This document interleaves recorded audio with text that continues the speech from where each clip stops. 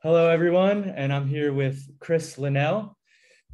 Chris is the leader of the Canadian Longevity Association, and he is the CEO.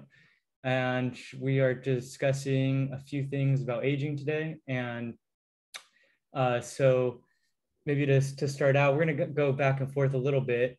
Chris, do you want to just repeat the question for me, and then I'll ask it back to you? Sure. I was just asking Jason about well, what is your longevity journey story? How did you get to where you are now, and where are you now, and where are you planning on heading, basically? Absolutely. So, I would say it was back in 2011. I really had a hunch that aging may be malleable. I read The Singularity is Near by Ray Kurzweil, and it kind of just hit me that there may be something missing in the research and the scientists that really hadn't been discovered at the time. But I had a feeling, and as I kind of progressed in my academic career, it always stuck in the back of my mind, that maybe there could be something. And then, of course, in 2013, the 9 Hallmarks of Aging came out, and I really would say the thing that got me had a huge catalyst for me was when my grandparents were essentially taken by aging. And that really kind of hit me hard, just seeing my grandparents get destroyed from, all the different age-related diseases, dementia, stroke, Alzheimer's, and diabetes, and so on. And so after my last one left, I kind of just realized that something had to be done. And I realized that, these discoveries that came out, basically it showed that aging can be reversed. And so that, I think that, 10 years ago, the scientists didn't think it could happen, but now apparently it can, but it's just a very hard engineering problem. So at this point, I feel like we have sort of a moral obligation to accelerate our capabilities from a technology standpoint to the point where we can actually deploy more advanced age reversal technologies. So that's kind of what got me into it. And, looking forward, with Ageless Partners, we really have 2 underlying themes or missions. The first one I kind of alluded to earlier, it's accelerating the age reversal movement. So moving it forward as fast as possible, given we have over 100,000 people dying around the clock from aging and aging-related diseases. It's really no time to waste. And then the second one is democratizing the knowledge about aging, and also how it is interrelated to health, and really just optimizing your health. I think they go hand in hand. I know there's a lot of disagreement on what aging truly is and how you define it. It's hard. It's a hard thing. It's very obscure. But really, we want to demystify it and give it to people in a way that they can consume, and make it so that they can actually change their actions today in real time based on the discoveries that are happening. Because a lot of them are, as you know, very complex and very obscure, but we want to simplify it down so the average person can take advantage of this new knowledge that's coming out. And let me flip it back on you. Same question. So what kind of got you into the space, and where do you see yourself kind of leading, Chris? Okay, well, I mean, to be honest, the answer to that question is lost in the midst of time. But I've been following or interested in longevity and been following its development since the early 90s, since I was a teenager. I think I must have read about Cynthia Kenyon's genetic manipulation of C. elegans and increasing their lifespan, like in the early 90s. And I was sort of a firm believer in this idea of, I guess, the Ray Kurzweilian sort of singularity, this idea that technology was increasing exponentially. And I just, with the human genome in the process of being deciphered, Human Genome Project in the 1990s, I just sort of assumed that once, we decipher the genome, all this, certainly by the time I was old or I became elderly, aging would be cracked, and that it was just something that I felt was inevitable. I then sort of followed this very slow glacial progress in longevity for the late 90s, 2000s, and was then very pleasantly surprised to see this real uptick, this real sort of acceleration in aging or longevity research in the 2010s.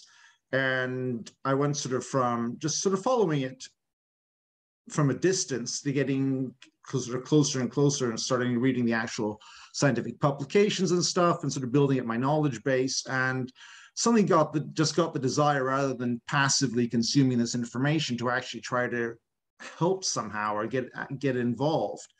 And so for the last 4 years, I've been writing a longevity newsletter, a monthly roundup of the latest developments. I sought out organizations to sort of volunteer with, and ended up volunteering for lifespan.io. I'm wearing one of their t-shirts here, who I've been, again, volunteering with since 2019. But at the same time, realized that there was no sort of nonprofit or pretty much any organization in Canada, where I'm based, dealing with this space, and really feeling that there should be such an organization. And then, again, realizing since nobody else was doing it, I would have to try to create such an organization, even though I have absolutely no idea sort of what I'm doing. And I mean, the idea behind this organization, sort of to be sort of an umbrella organization, trying to foster a Canadian longevity ecosystem. I mean, the sort of our goal, one can say, is to accelerate the introduction of effective longevity treatments, and to make them freely available to all Canadians under the provincial healthcare system. So we've got universal healthcare, but it's on a provincial basis. But again, the idea that this is not, whatever treatments come down the line are not just going to be for the rich, but they should be, available to everyone, free of charge, because it's benefit not only to everyone's health, but our economies as well. That's true. That's sort of the general idea. I mean, the organization itself sort of is going to encompass sort of 4 areas. One is the public sphere, to basically raise public awareness and public support for longevity research and treatments. Secondly, to support and encourage the scientists who are working in this sphere. Again, there are some Canadian scientists, not a huge amount, but there are some, but they seem to be all working sort of independently, not connected in any way, shape, or form. Right. So obviously, as I say, to encourage and to support them. Thirdly, to encourage and support private businesses, biotechs and such like, that are in this area. Again, there are not too many at the moment in Canada, but linking those two together to also encourage scientists who might come and have some good discoveries to actually move them out of the lab and into the real world. Maybe try to support them in there if they want to have any startups.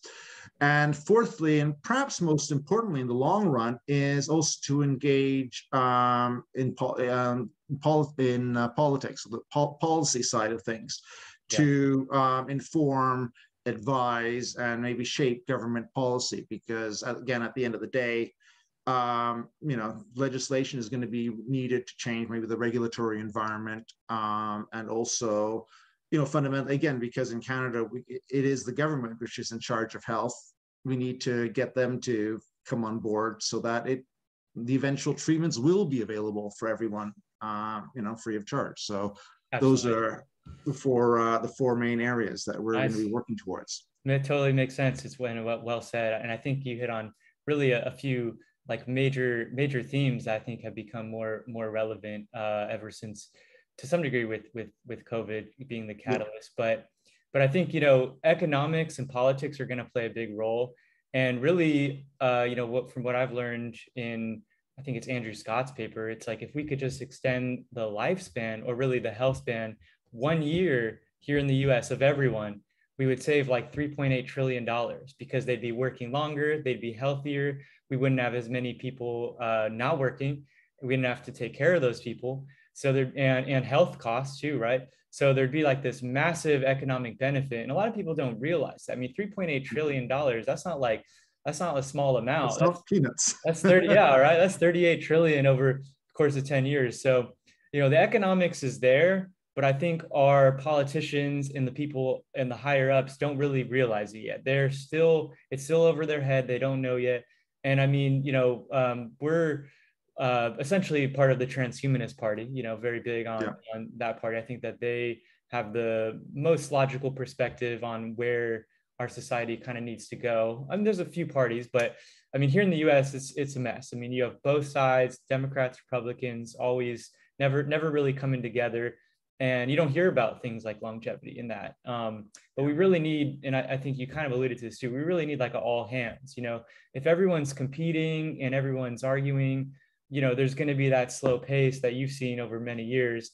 I mean, now we do have a few other catalysts that may accelerate us, but we really need to bring people together. And that's definitely one of the major themes, maybe of both of our organizations, actually, to kind of bring people together and be like, look, like if we don't solve this problem, it's going to affect all of us. We're all going to be dead.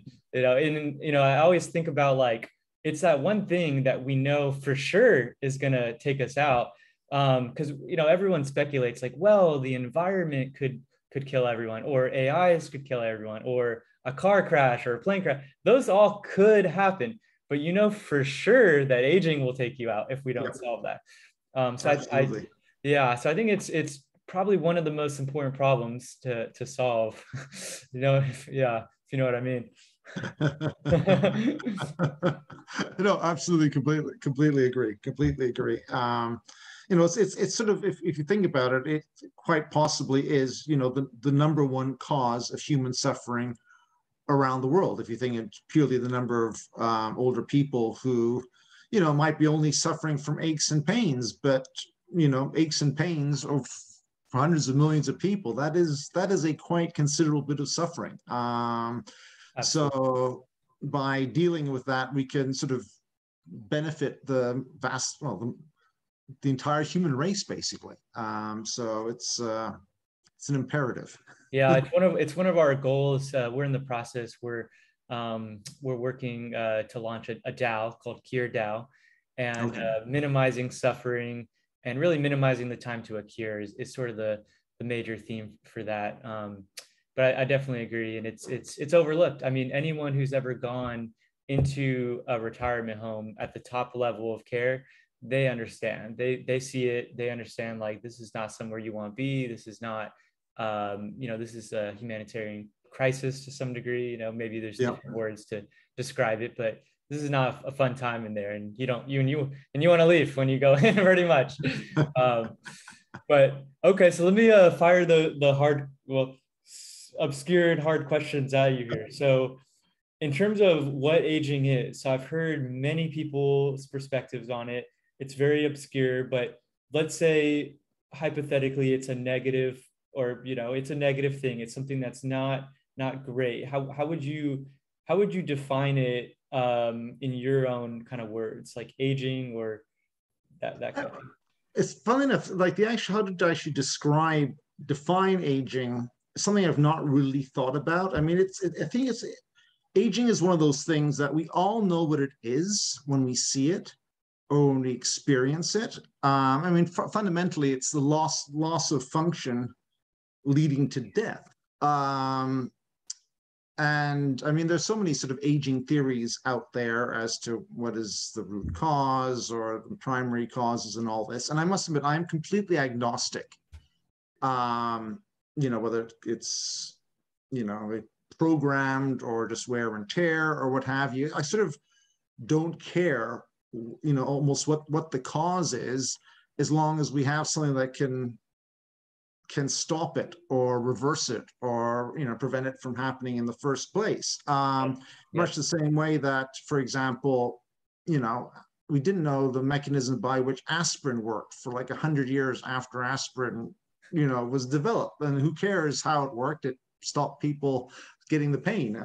So that was sort of good enough. I sort of have the same approach towards aging. That, I mean, what is aging? Yes, it's about, as I said earlier, loss of function, deterioration of, all the cells and organs in our body. The eventual outcome, well, the only outcome so far is death, and in a most horrible way.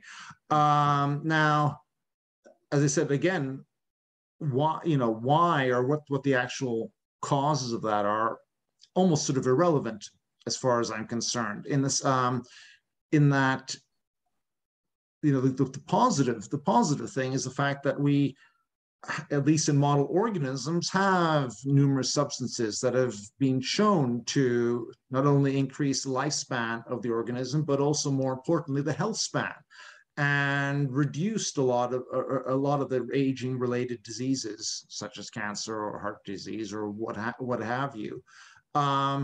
That, you know, all these things work, as I say, in these model organisms. Now we've reached the point whereby we can hopefully translate them to humans. But that's right. Again, we have the proof that we have things that can modify the aging process. So, you know, let's roll those out. Let's further those. I mean, I at the same time, I mean, I very much agree that basic aging research needs to continue, and you know, we need to work on what the root causes of aging are, and actually, you know, what aging is, so to speak. But I don't think it's like, it's not necessary. It's not. We don't need to figure all that out first before we can actually have effective treatments, in my opinion.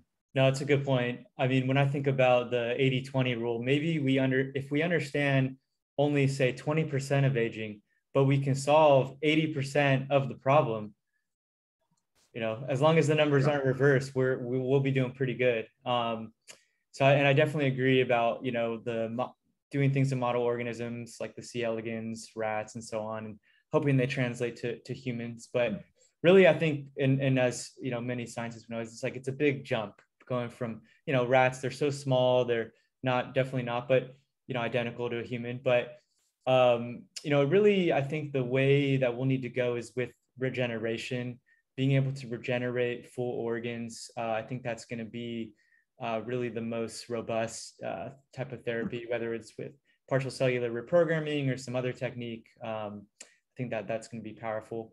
But no, that was well said. So next question, you know, what do you think would be kind of the most important few things to essentially bring us closer to an ageless future? So like, you know, what do you think like the bottlenecks are?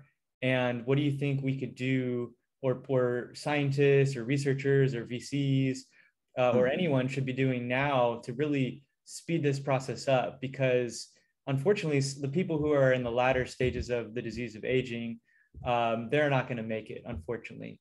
So we're trying to, you know, we definitely want to see if we can save at least some of those older people. I mean, if we can accelerate this technological development to be a little bit faster. And what do you think would be kind of the core mechanisms of that? Well, I think one of the most important things, like one thing to sort of, you know, break through the bottleneck, because I mean there are numerous bottlenecks. It's not sort of a simple thing. But what I think, well, if I have to sort of pick the one simple thing that could make quite a bit of difference is sort of the proof of principle. Because again, so far we've, you know, there are, I don't know how many, but probably over like 100 different interventions which have been tried in mice, and hundreds in C. elegans or flies or whatever, which have been shown to improve their lifespan and health span. And so far, that hasn't had an impact on the popular consciousness, politicians, whoever. Now, if we can somehow get some proof of principle in humans that at least one of these or some of these molecules, compounds, whatever, actually work in humans, at least some of the way, hopefully all the way they do in model organisms, that I think that'll be the moment when, like, oh gosh, you know, it'll grab the attention, you know, really properly grab the attention of the public and the politicians and, you know, the major pharmaceuticals. Because yes, there's been this huge explosion of startups and little biotechs working on longevity, and a few sort of big, I don't know, I'm not sure what to call Altus, for example. But still, yeah, big startup, yeah.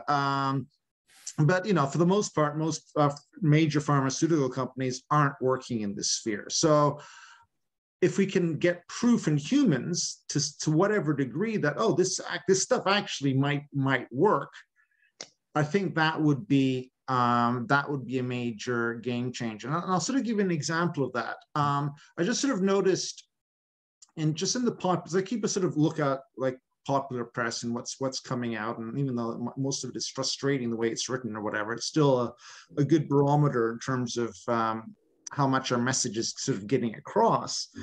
And there'll be a number of sort of partial reprogramming papers come out in the last sort of couple of years. And I mean, even they've been incredibly exciting. They haven't sort of caused much of a ripple in the sort of the wider world. I noticed just in the last couple months, one paper that came out, because, and the paper itself wasn't any more spectacular than any other of the papers, but I guess the way the marketing department or whoever wrote the press release caught the attention of other writers was the fact that they took a 55-year-old woman's skin cell and made it like she was 30-year-old. So like all the headlines I saw about this are about, oh, woman's skin rejuvenated 20 years, or, sort of again, this capturing that the sort of the cosmetic side of things, because like most people sort of seem to be like, well, who cares what the state of my organs are? If I can stop getting wrinkles or gray hair, sign me up, That's right. So that was sort of seemed to me to be sort of just a little tell that something that can be sold as like some announcement, oh, this actually works in humans. I know what you mean. I think would be like that, like the one catalyst that could, lead to much greater things and break down some of those bottlenecks. That's what I think. Totally makes sense. And I definitely agree. And, the skin really is that most visible organ. To regenerate that would be phenomenal. And there's a bunch of longevity companies out there actually working on it. OneSkin, Siniska, those are two kind of longevity companies working on skin aging in particular, but there's many more. I was about to say, I sort of get I get OneSkin's emails. I mean, I haven't actually bought any of the product, but I'm sort of waiting for them to actually produce some clinical studies, show, with like before and after pictures and all that type of thing. Because sort of back to the point I made, I was going to raise this. I mean, I think that the drug or molecule, which is sort of closest to prime time and which actually could maybe demonstrate utility in humans is rapamycin. Right. And actually there was a paper at the end of 2019 where they used rapamycin as a skin cream. And where they had sort of like, women in their 50s, and not a huge amount of them, but still, they sort of did the placebo. They basically did sort of placebo on one hand, active ingredient on the other hand, and they had photos, and there was a distinct difference, in terms of wrinkles, age spots, and what have you. With there was a definite reduction. Wow, two hands on the same person. Yeah, so like again, the women were given two bottles. Put bottle A on your right hand, bottle B on your left hand. You don't know which one is the rapamycin one, and there was a noticeable difference. And unfortunately, that study didn't seem to sort of make a splash, but I think you're right though. I think rapamycin is really one of the more well-known and well-studied things, as well as metformin with the TAME trial, with whether. Yeah. But I definitely agree on that proof of principle. We really need that one big winner in the longevity space to come out and be like, look, this works. Get the bigger pharmaceuticals on board to productionize and deploy that. And something that I discovered, I was at the Longevity Leaders World Congress in London last month, and what I realized is, they're laying out all these timelines, and it all makes sense. Drug development just takes many years. There's so many barriers. There's so many constraints. But what I realized though is, like, when COVID hit, they were able to deploy a drug, a therapeutic that they developed and deployed in less than 18 months. So we know it can be done. Now, someone may say, well, that was a time of war, and or there was they lowered the barriers, they lowered the constraints. Well, in my opinion, well, this is the time to lower those again. And at the very least, you know, as long as you're maintaining safety, and that's what they did. That's what they maintained safety, but they productionized and they deployed it quickly. And I think that's really what we need. I mean, we're kind of relying a lot of these smaller players and maybe some bigger startups like Altos Labs, but I think it really has to be, you know, all hands, and governments should be getting on board. I mean, really, if not for anything else, the economic benefit. And so yeah, that proof of principle. Once we get that, once that catalyst occurs, I think it's going to be definitely faster. Now, another catalyst that I thought of is really like these developments in AI, big data, and really AGI to some degree. Now we're still a ways off, but if we do get to that point where we have an actual AGI, and you know, people will say how long that's going to be, and you know, whatever. But point is like once we do, those AIs are going to be able to help us to make these discoveries much faster. You know, we can deploy millions of these AGIs, work with them in teams, have them work on teams, and I think that is actually going to be the biggest catalyst out of really anything. And to some degree, we just can't wait for these governmental agencies to lower the barriers. You know, that's why a lot of these companies, they're looking at other things. Like, can we prove it with biomarkers? Like, can we show in a human, we test this therapy based on biomarkers, we've lowered the biological age. Okay. But really, I think rejuvenation, I mean, regenerative medicine and longevity really go hand in hand. You know, if they could just show like, hey, we took this organ and we rejuvenated it in a safe way, that's gonna change the game. And lastly, I would say, you know, really what Elon Musk is building with Neuralink, connecting the human brain to the cloud and to these machines, that's going to be another big catalyst for sure, because humans will just be that much smarter. But I know that's a little ways off too.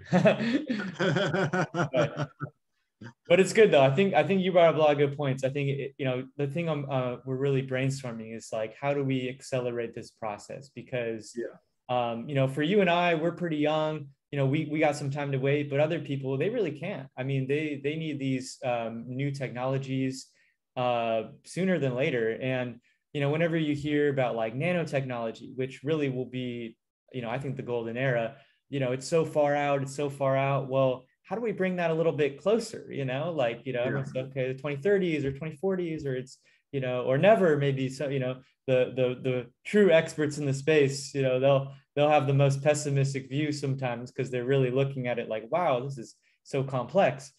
But I know there's going to be this incremental process, and you know, anytime that someone thought it couldn't be done, even airplanes, you know, many years ago, in 1900s, it would have been like, no way, that would never happen. You know, you can't fly.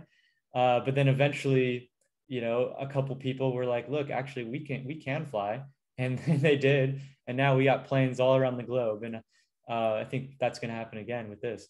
No, completely. So, you know, something is impossible before it happens, and then it was always inevitable after it's happened.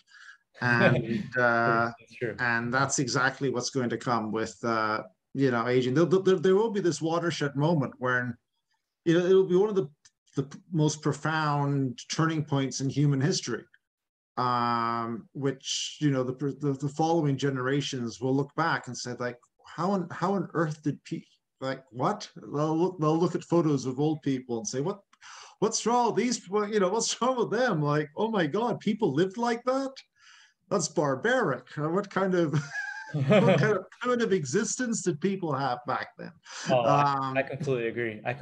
And you know, a lot of people, you know, they may say, oh, well, this is like a natural process, like aging, whatever aging is, it's natural. But a lot of the things we don't want are natural. Yeah, like, yeah, these diseases are natural. Cancer, natural process. No one wants it. And you know, so I think maintaining that mindset that, you know, when we think about advancing technology that's going to battle against aging or whatever the clearly defined target kind of enemy is, really, I mean, it's deterioration, it's damage, it's something you don't want. I think that's definitely the theme. I'm going to probably end it soon. Any last thoughts, Chris, on this high level topic here? I mean, I guess I had just one brief question to you. Like, Oh, yeah, sure. where are you most optimistic, or what area of progress? You know, what area are you most optimistic in?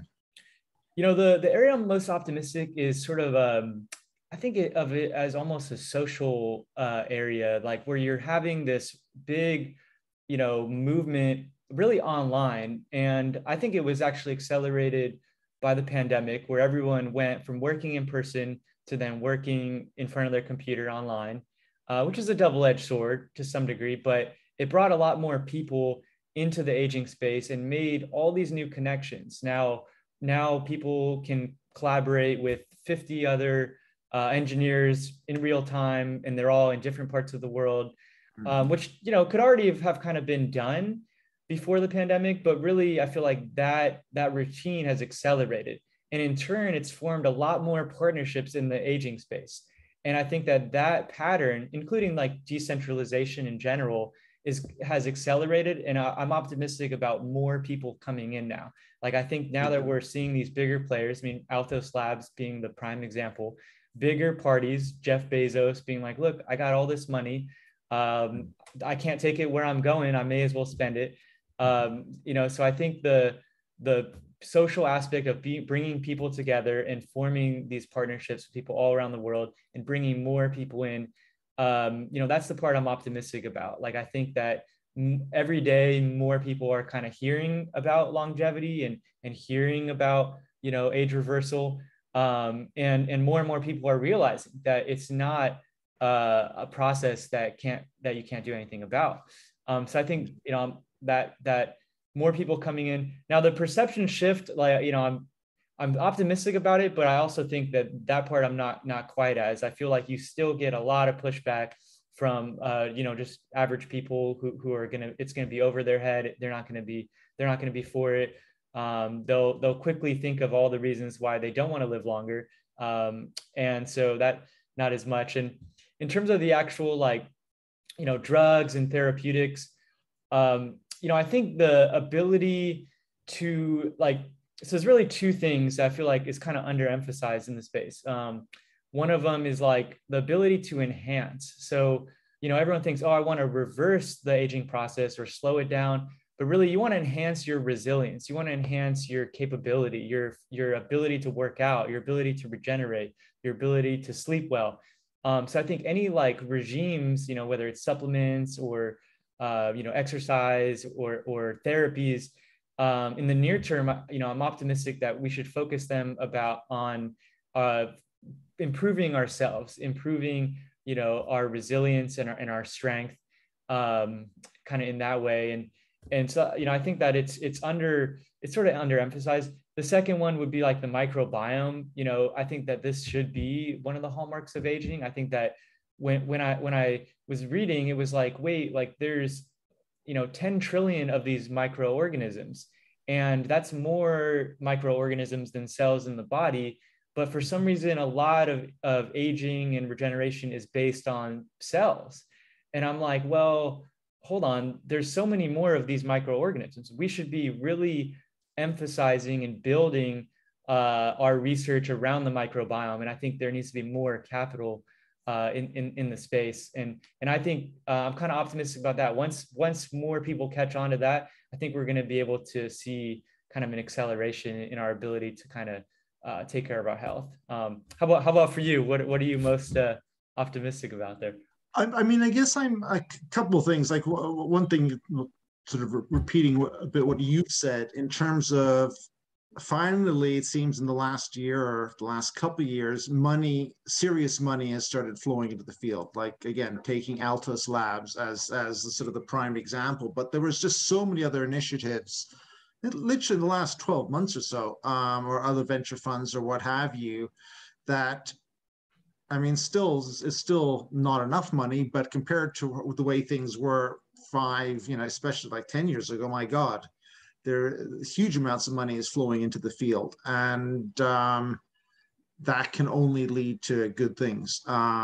Also, just on as an aside, I'm starting to see more examples of treatments or sort of combinations being tried, and because that's the one thing, there's not going to be one treatment or one thing which will, rejuvenate us or stave off aging in any way. It's going to be a combination of multiple treatments and multiple modalities. And for the longest time, you were just sort of seeing one thing being tried out on its own. And I'm starting to see more, as I say, combinations of different treatments being tried, at least in model organisms, which is encouraging. So that's powerful. Any examples of combinations that you could think of, or like? Well, I mean, for example,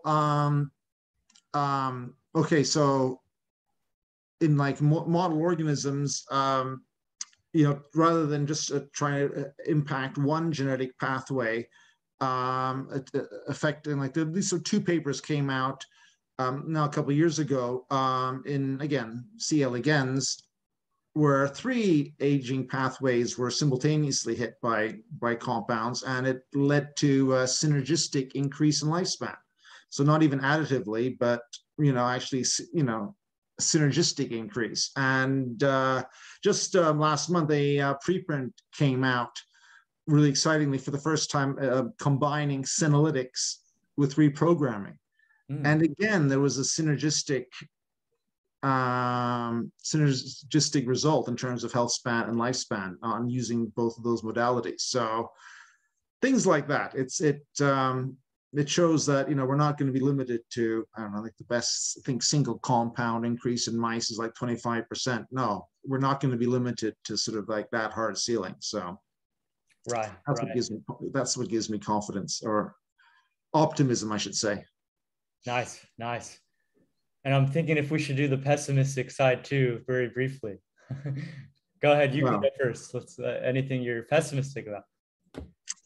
Just the unknown unknowns. What we're not even, the things we don't even know, we don't know about aging, that, or certain things might be, I don't know, the fear that somehow mice or rats are just actually really distinct from us, and that turns out that the aging process is completely different. I mean, I don't think it is. I think it's evolutionarally conserved enough that it won't be. But again, we don't yet know. We don't have that proof in principle in humans. So that's sort of the fear that we're ending up barking up the wrong trees or what have you. I would second that. There's so much out there, and no one knows nearly close to it all, and there are a lot of unknowns. So I would tend to agree. Nice. Well, thanks again, Chris, and I will end it here.